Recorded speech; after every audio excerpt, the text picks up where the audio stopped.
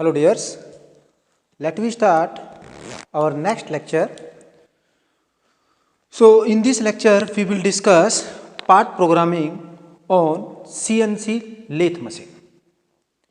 जैसे कि last lecture में हमने डिस्कस किया था part programming for a drilling operation, और इस लेक्चर में हम डिस्कस करेंगे कि CNC लेथ मशीन पर ऑपरेशंस करने के लिए या ऑब्जेक्ट प्रोड्यूस करने के लिए किस तरह से पार्ट प्रोग्राम बनाया जाता है। ओके, सपोज कीजिए कि बेटा अपने पास कोई भी एक रॉ मटेरियल है जिसका डायमीटर है 50 mm और उस रॉ मटेरियल की जो लेंथ है दैट इज 100 mm।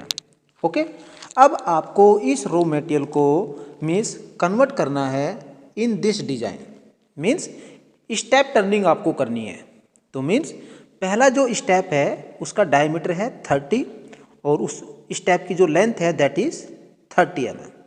सेकंड जो स्टेप है उसकी लेंथ है 50 mm और उसका डायमीटर है 45 mm। ओके, तो means before starting the program हमें ऑपरेशंस के बारे में अच्छे से समझ लेना चाहिए कि यहाँ पर जो आपका ऑपरेशंस है वो कौन सा है, स्टेप टर्निंग आपको करना है। ओके, तो जैसे कि मैंने आपको बताया था कि in drilling operation we required 3 axes. Okay, X Y and Z. X और Y to define the location of any point, और जेड एक्सिस हम यूज करते हैं for the linear movement of the tool up and down. Okay, लेकिन lathe machines के अंदर, क्योंकि बेटा आपने बेसिक प्रिंसिपल भी देखा होगा कि अगर लेथ मशीन्स के अंदर मीन्स अगर हमें टर्निंग करना है, if we want turning operation,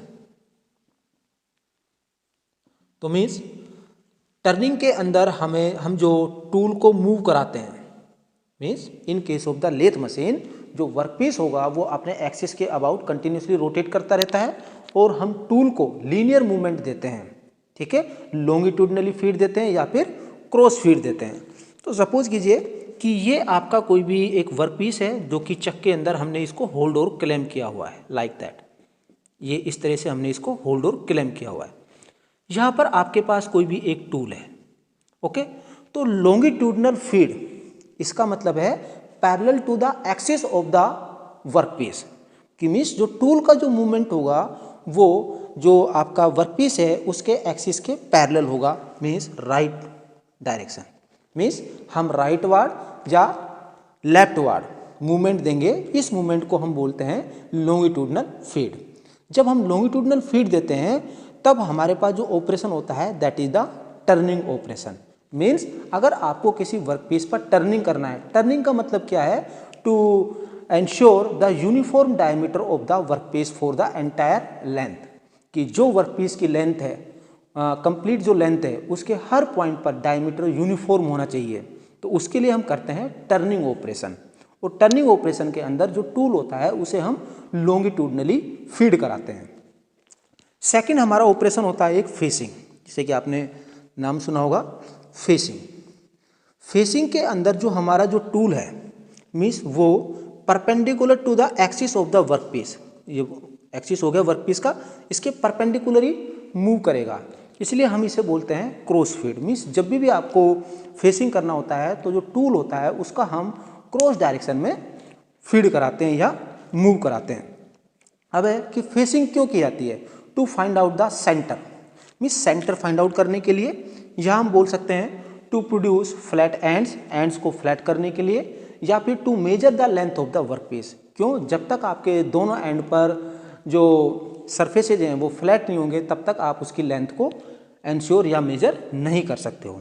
okay, तो मीन्स अब आपने देखा होगा कि ड्यूरिंग टर्निंग के लिए सबसे पहले हम क्या करते हैं कि आपका फीड डेप्थ डिसाइड करते हैं। सपोज 1 mm का मटेरियल रिमूव करना है या 2 mm का मटेरियल रिमूव करना है, तो सबसे पहले हम इसको क्रॉस फीड देते हैं। ओके, सेकंड हमारे पास होता है लॉन्गिट्यूडनल फीड, लाइक दैट। तो ये टर्निंग के लिए इस तरह का हम मूवमेंट यूज करते हैं। लेकिन अगर मैं बात करूं फेसिंग का, तो फेसिंग के लिए हम सबसे पहले मीन्स लॉन्गिट्यूडनल फीड देते हैं कि कितनी लेंथ आपको वहाँ से हटानी है या कितनी लेंथ का मेटल आपको रिमूव करना है। तो सबसे पहले हम क्या देते हैं, means longitudinal feed. After that हम क्या देते हैं, क्रॉस फीड इन फेसिंग के केस के अंदर। सिर्फ इन सिंबल्स का ही आपको ध्यान रखना है during CNC lathe operations on 4 part programming. Okay, तो मीन्स अब मैं आपके पास प्रोग्राम को स्टार्ट करता हूँ। जैसे कि हमारी डिजाइंस हैं, डिजाइंस के अकॉर्डिंग आपका रॉ मटेरियल है, उस रॉ मटेरियल को आपको रिक्वायर्ड डिजाइन में कन्वर्ट करना है, रिक्वायर्ड डायमेंशंस में कन्वर्ट करना है। तो आपको NC वर्ड्स का यूज़ करते हुए एक पार्ट प्रोग्राम बनाना है। ओके, तो लेट वी स्टार्ट। सबसे पहले हम देखते हैं कि हमारा वर्कपीस है। मैं आपको बता दूं कि in the CNC lathe machines हम 2 एक्सिस का यूज़ करेंगे। एक हम यूज़ करेंगे means Z axis, Z axis ये आपका ओरिजिन हो गया सपोज। 2 एक्सिस का ही हम यूज़ करेंगे। This is called the plus Z, this is called the minus Z, this is called the plus x and this is called the minus x and here is your origin. Okay, means जब आप longitudinal feed देना चाह रहे हैं means for turning operations के लिए, क्योंकि longitudinal feed का हम यूज टर्निंग ऑपरेशन के लिए करते हैं, तो आपको जेड पर वैल्यू पुट करना है, मीन्स जेड प्लस या फिर जेड माइनस। लेकिन जब आपको क्रॉस फीड करना है, ठीक है, क्रॉस फीड करना है, तब आप एक्स एक्सिस पर वैल्यू को पुट करेंगे। ओके, अब जैसे सपोज कि ये आपका वर्कपीस हो गया।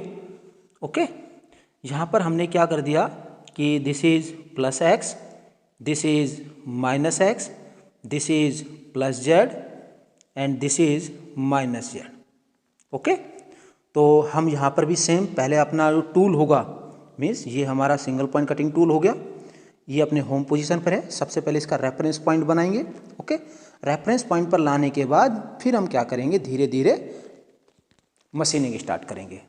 ओके, तो फिर आप थोड़ा सा ध्यान देंगे कि ड्रिलिंग के अंदर हमने 3 एक्सिस का यूज़ किया था एक्स वाई जेड, लेकिन CNC लेथ के अंदर हम सिर्फ 2 एक्सिस का यूज़ करेंगे जेड और एक्स। मीन्स लॉन्गिट्यूडनल के लिए जेड एक्सिस और क्रॉस फीड के लिए आप एक्स एक्सिस पर वैल्यू पुट करेंगे। तो अब हम स्टार्ट करते हैं।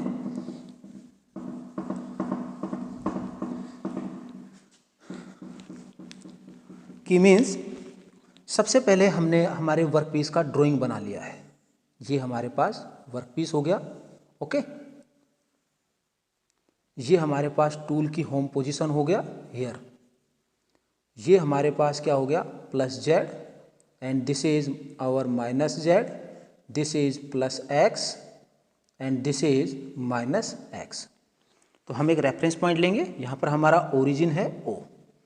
तो रेफरेंस पॉइंट जैसे कि हम ड्रिलिंग में कर रहे थे कि एक्स और जेड से कुछ दूरी पर रखेंगे, तो यहाँ पर मैंने दे दिया हॉरिजॉन्टल का तो 1 और वर्टिकल का आपके पास एक्स का -1 थोड़ा सा नीचे, क्योंकि हम इस तरह से टूल को फीड कराएंगे और इस तरह से मूव कराएंगे। Okay, this is our reference point. So सबसे पहला स्टेप हमारे पास होगा rapid positioning of the tool, means reference point पर लेकर आना है। तो इसके लिए हम लिखेंगे सबसे पहला N001, N001। Okay, N001 rapid positioning कर रहे हैं तो G00, okay, G21 dimensions in mm, G90 for absolute dimensioning. उसके बाद हम डायमेंशन पुट करेंगे, मीन्स x की वैल्यू आप पुट कर सकते हैं यहाँ पर -1 और z की वैल्यू पुट कर सकते हैं आप यहाँ पर 1। ओके, और एंड ऑफ ब्लॉक हो गया। इस ब्लॉक के अंदर आपका जो टूल है वो रैपिड पोजिशनिंग ले लेगा, मीन्स रेफरेंस पॉइंट पर आ जाएगा। सेकेंड स्टेप N002 मीन्स हमें स्पिंडल को स्टार्ट करना है, तो मीन्स M03 स्पिंडल आपका स्टार्ट कर देगा इन क्लॉकवाइज डायरेक्शन में रोटेट करना। फिर कितने RPM पर रोटेट कराना है, तो एज सपोज में 1000 RPM पर रोटेट करा रहे हैं हम, तो मीन्स एज 1000। तो मीन्स अब आपका स्पिंडल है वो 1000 RPM पर क्लॉकवाइज डायरेक्शन में रोटेट करना स्टार्ट कर देगा। ओके, अब देखिए सबसे पहला हमारा जो रॉ मटेरियल का डायमीटर है 50। सबसे पहले तो हम इसको, क्योंकि हमारी जो ड्राइंग है यहाँ पर जो लार्जेस्ट डायमीटर है वो कितना है 45। सबसे पहले तो हम रॉ मटेरियल को 50 से 45 mm डायमीटर में कन्वर्ट कर लेते हैं। सो N003, ओके, G01 क्योंकि लीनियर इंटरपोलेशन देंगे। ओके, अब आपका टूल यहाँ पर है, क्योंकि आप 50 से 45 mm डायमीटर प्रोड्यूस करना चाह रहे हैं, तो मीन्स क्या कर रहे हैं, सिंपल टर्निंग आप कर रहे हैं, तो टर्निंग के अंदर आप क्या करेंगे, पहले तो आप फीड देंगे कि कितने mm आप मेटेरियल रिमूव करना चाह रहे हैं, उसके बाद आप क्या करेंगे, उसका लॉन्गिट्यूडनल मूवमेंट कराएंगे। तो मीन्स ये हमारा वर्कपीस था, सपोज इसका एक्सिस ये है, ये टोटल इसका डायमीटर 50 है, तो क्योंकि आपको सिंगल यहाँ पर डेप्थ देना होगा, तो मीन्स अगर आप 50 से 45 आना चाह रहे हैं तो मीन्स आपको कन्वर्ट करना पड़ेगा ये 22.5, ठीक है। तो मीन्स इस जैसे कि ये आपके पास कितना हो गया 25 और दिस इज आपके पास कितना हो गया 25। अब इस 25 को अगर हम यहाँ 2.5 mm का डेप्थ दे दें तो ये कंप्लीट आपका जो रोड है किस में कन्वर्ट हो जाएगी, 45 mm डायमीटर में। तो मीन्स G01, ओके। अब आपका टूल यहाँ पर है, तो आप इस टूल को पहले ऊपर जाएंगे 2.5 mm, तो मीन्स क्या दे रहे हैं, x प्लस में जा रहे हैं, तो मीन्स 2.5, x 2.5 आपने दे दिया। तो 2.5 देने के बाद अब आपको किधर मूव कराना है इसको, left hand side. Means workpiece की लेंथ कितनी है आपके पास यहाँ पर कंप्लीट 100, हमें रिक्वायर्ड कितनी है 80 है। अब आप चाहें तो इसको 90 रख सकते हैं या फिर पूरा 100 भी रख सकते हैं। अब सपोज मैंने दे दिया Z -100, मैं पूरा ले लेता हूँ। कितनी फीड रेट पर करा रहे हैं आप, 0.5 और एंड ऑफ ब्लॉक। मीन्स अब आपका टूल R पॉइंट से 2.5 की अपने पास डेप्थ रखेगा, मतलब क्रॉस फीड करेगा, उसके बाद ये -100 mm की लेंथ पर ये टर्निंग कर देगा, ओके। अब हम चाहेंगे कि टूल को वापस इसी पॉइंट पर लेकर आना, रेफरेंस पॉइंट पर लेकर आना है, ठीक है। तो मीन्स N004, ओके। तो वापस टूल पर लेकर आप आ रहे हैं, रैपिड पोजीशनिंग करना चाहेंगे तो G00, ओके। अगर आप टूल को डायरेक्ट यहाँ से बैक कर दोगे तो ये मशीन सरफेस है, इसको डैमेज कर सकता है, इसकी सरफेस क्वालिटी को ये खराब कर सकता है। तो पहले हम इसे थोड़ा सा बैक लेंगे पीछे की ओर, ओके। उसके लिए हम इसको दे देंगे सेम रेफरेंस जो कि हमने रखा था यहाँ पर -1, तो मीन्स x -1, टूल आपका पहले पीछे होगा, फिर हम दे देंगे Z = 1, वापिस होकर ये इसी रेफरेंस पॉइंट पर आ जाएगा, ओके। नेक्स्ट स्टेप, अब हमारा जो रॉ मटेरियल था उसका डायमीटर 50 से 45 हो चुका है, ओके। अब हमें अगला स्टेप करना है, पहले हम ये वाला पहले वाला पार्ट बना लेते हैं, ठीक है। तो मीन्स N005 मीन्स आप चाहेंगे पहले यहाँ पर G01 लीनियर इंटरपोलेशन, ओके। इस पार्ट का अगर डायमीटर देखें तो कितना है यहाँ पर 30, इसका मतलब सेंटर पॉइंट के अबाउट मेजर करते हैं तो 15 नीचे और 15 इससे ऊपर, ओके। और आपके पास यहाँ पर अब देखो 25 से घटकर कितना हो गया डायमीटर यहाँ पर 22.5। तो अब आपको कितना करना है, 15 करना है, तो 22.5 को 15 में करना है, तो कितना mm मेटेरियल रिमूव करना है अपने पास, क्रॉस फीड कितना देना है आपको, मीन्स 7.5 mm का। तो मीन्स x आपने रख दिया यहाँ पर कि जो आपका रेफरेंस पॉइंट है, अब यहाँ पर इसको कितना मूव कराएंगे 7.5 mm, 7.5 दे दिया। अब आपका जो टूल होगा इस रेफरेंस पॉइंट से x एक्सिस के अलोंग 7.5 mm डिस्टेंस मूव करेगा अपवार्ड डायरेक्शन के अंदर, क्रॉस फीड देगा, 7.5 कर दिया। अब आपको लेंथ कितनी चाहिए यहाँ पर, मीन्स 30, तो आप कितना पुट कर दोगे यहाँ पर Z -30, फीड क्या रखोगे 0.5 और end of block, right. Means अब आपका टूल मीन्स यहाँ से 30 लेंथ के लिए आपकी टर्निंग हो जाएगी लाइक दैट, ओके। टूल आपका 30 लेंथ पर पहुँच गया यहाँ पर। अब आप इसको अगेन वापस लेंगे और फिर रेफरेंस पॉइंट पर लेकर आएंगे। तो मीन्स N006 क्विकली करना चाहेंगे तो मीन्स कितना दिया आपने x -1 और Z कितना दे दिया 1, आपका टूल वापस इसी रेफरेंस पॉइंट पर आ जाएगा। That's clear. तो मीन्स हमारा पहला जो स्टेप था 30 mm डायमीटर और 30 mm लेंथ वो हमने प्रोड्यूस कर लिया है। अब हम चाहेंगे ये वाला डायमीटर प्रोड्यूस करना, ठीक है। अब देखिए, अब आप पहले से ही 45 कर चुके हैं, ठीक है। अब आपने क्या किया कि यहाँ पर 30 का ये मार्क कर लिया है और सिर्फ आप क्या करेंगे यहाँ पर रिमेनिंग जो पोर्शन है, क्योंकि 45 mm डायमीटर तो आप पहले ही प्रोड्यूस कर चुके हैं, अब आपका 50 पर यहाँ पर हो जाएगा। उसके बाद आप क्या कर देंगे N007M30 means end of program, right. फिर आप यहाँ पर कैलिपर से या चाहें तो आप CNC मशीन्स की हेल्प से ही 40 यहाँ पर 30 और 50 80 mm की डेप्थ देकर यहाँ पर कोई भी एक कट लगा सकते हैं और उसको काट सकते हैं। That's clear. तो फिर दोबारा रिपीट कर देता हूँ मैं, जो आपका पहले वाला जो स्टेटमेंट था ये हमारे पास क्या बता रहा है कि rapid positioning of the tool, second वाला जो ब्लॉक है वो हमें क्या बता रहा है कि स्पिंडल आपका स्टार्ट हो चुका है in the clockwise direction and at 1000 RPM.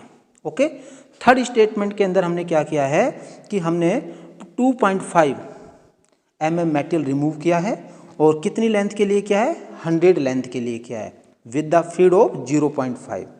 फिर हमने अगले ब्लॉक के अंदर क्या किया है कि टूल को वापस रिटर्न कराया है to the reference point, means return to reference point. और यहाँ पर क्या हुआ है, आपका कटिंग हुआ है, cutting. In this block no metal is remove, सिर्फ आपका टूल रिटर्न कर रहा है। अगला स्टेप फिर यहाँ पर हमारे पास क्या हो रही है, कटिंग हो रही है। मीन्स हमने अगेन 30 mm लेंथ के लिए 7.5 mm का मेटल रिमूव किया है। और इस नेक्स्ट अपने पास ब्लॉक के अंदर रिटर्न टू रेफरेंस पॉइंट और this is end of programme.